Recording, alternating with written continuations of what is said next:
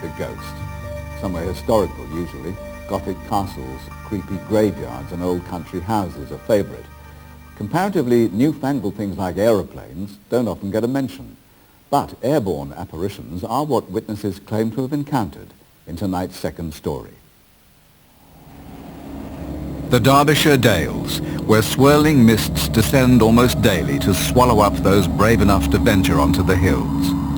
In the skies above, the dense fog can be just as treacherous and unforgiving. Littered with crash sites, the peaks are a graveyard for more than 200 aeroplanes. Many of the crews who lost their lives were returning from wartime bombing missions, young men who weren't ready to die. The tragic nature of their deaths may account for the Peak District's long history of mysterious sightings. For Sheffield postman Tony Ingle, the peaks provide an escape from city life. Last summer, he saw something that he couldn't explain. Took the dog up the lane for a walk, got so far up, and then I suddenly saw this plane out of the sky coming down the valley. And it was very, very eerie. The propellers were going around, but there was no sound. And it was dipping all the time, as if it was getting lower and lower. And I thought, crikey, this thing is going to crash.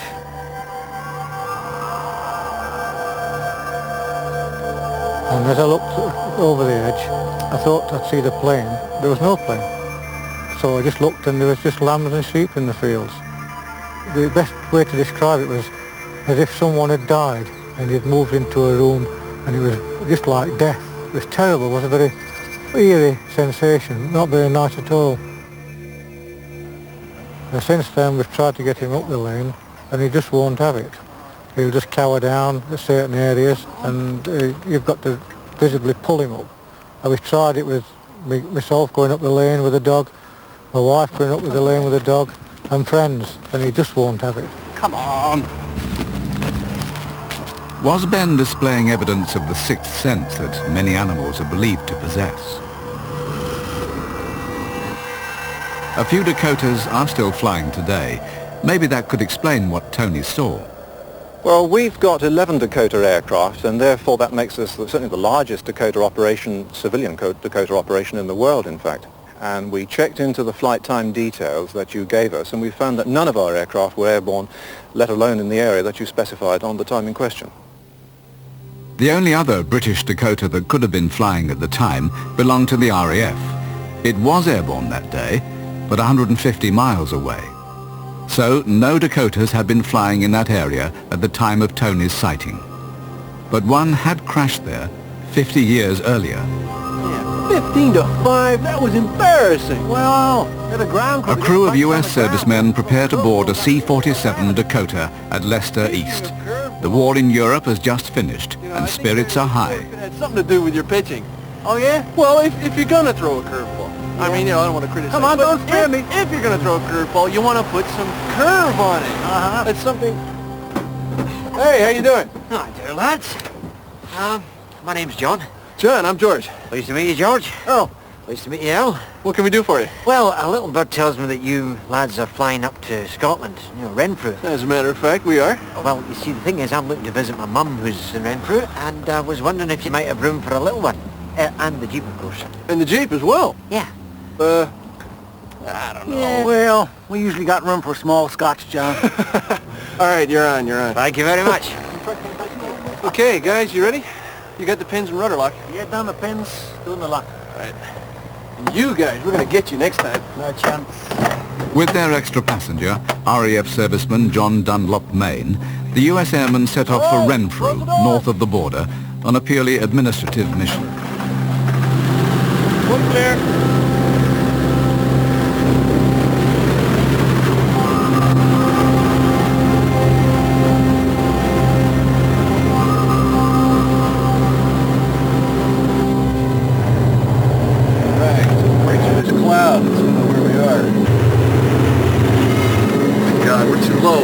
Pull up, we're gonna crash! Hang on! For a crash landing! We're gonna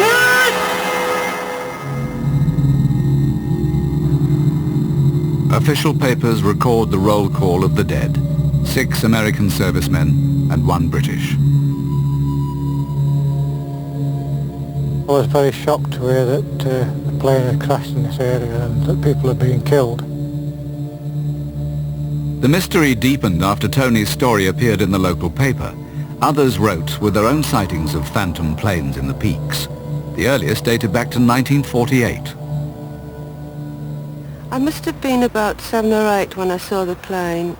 I remember it because I'd been interested in planes from a very early age. I preferred them to dolls. Mummy? Young Audrey Twigg had been with her mother in the Hope Valley when she saw something. Sandwich, you've hardly eaten anything. I can feel it's just up there. Your eyesight's better than mine. Look! What baffled me mostly was the fact that Mum couldn't see it.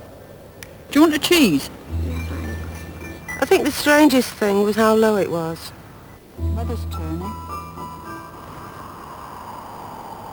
Could Audrey's sighting all those years ago be part of the same mystery as Tony's encounter? Paul Booth and Stephen Lewis devote their time to piecing together the history of the tragedies.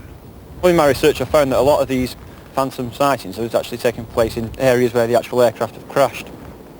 But what about the Hope Valley, where young Audrey made her sighting? There was a Airspeed Oxford crashed in the Hope Valley, and the young pilot was only 19-year-old. He was doing his first solo navigation flight, and he took off in clear weather, and the cloud came down as it is today, and he descended through the cloud to try and find his position, and the aircraft flew straight into the moor.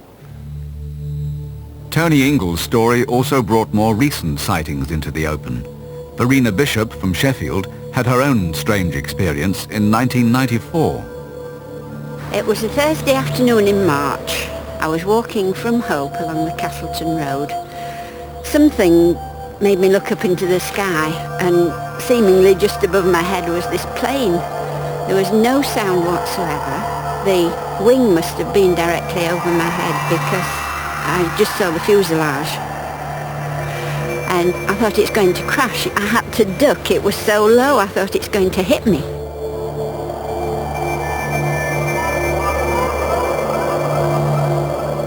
It just skimmed over the fields, and about the second field disappeared completely. So I thought perhaps there's a hollow in the field, that it's gone down there. However, I waited for an explosion, but nothing happened. In fact, a plane had crashed in exactly the same spot 51 years earlier. Farmer Joe Ayres saw it go down. I was taking a load of coal up to a farmhouse.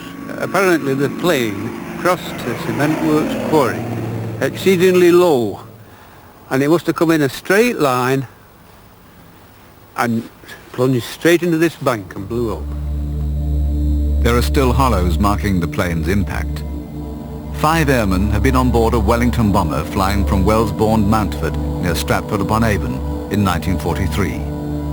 But Verena Bishop had no idea a Wellington had gone down in that field. When I heard about the history, I was amazed to find later that there had been a crash in exactly the same spot as I'd seen it. It was quite eerie, having had that experience. Aircraft historian Gerald Scarrett tells of a macabre twist to the ghost plane stories. He's investigated crashes for more than 40 years, among them the loss of a giant Super Fortress bomber. The B-29 crashed in November 1948 on Bleaklow, which is the biggest hill at the back of Glossop, 1,600 feet above sea level. Gerald's fascination with the history has taken him on numerous visits to the scene of the crash. It was my birthday, 1974, and just scratching about in the wreck. It had been raining very hard, and when it rains very hard, it kind of sieves all the small pieces.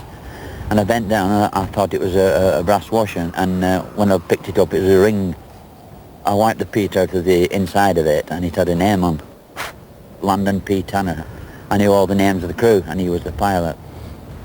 And I sent it back to the States. It was on a routine reconnaissance photo mission from RAF Scampton. Well, with me finding the ring, these chaps from Birmingham who do this kind of thing in Snowdonia got in touch with me.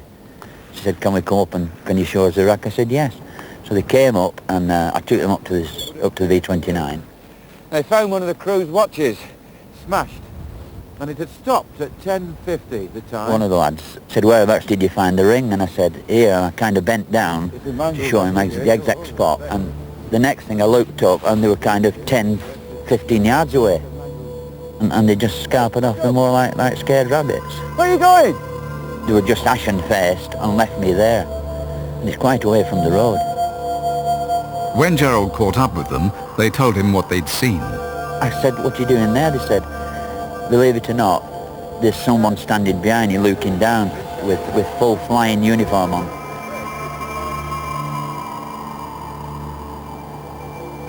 Hey, let's go! And I turned around, obviously, and saw nothing. And they said, hey! Well, we've seen it, we're going. And they shot off the moor. Thanks for bringing us. And they went. And I've never heard from them since. Some believe there are lost souls on the moors. If this should be the case, at least attempts are now being made to lay them to rest. In May 1995, a memorial service was held on top of Bleaklow for the airmen who died in the Dakota crash. 9 months later, the tragic victims aboard the Wellington were remembered with the laying of a plaque in the Hope Valley. There are more memorials planned, but since those commemorations, there have been no reported sightings of the Wellington. The Dakota hasn't been spotted either. For all that, Tony Ingle says his dog Ben still won't return to the site of the crash. Good night.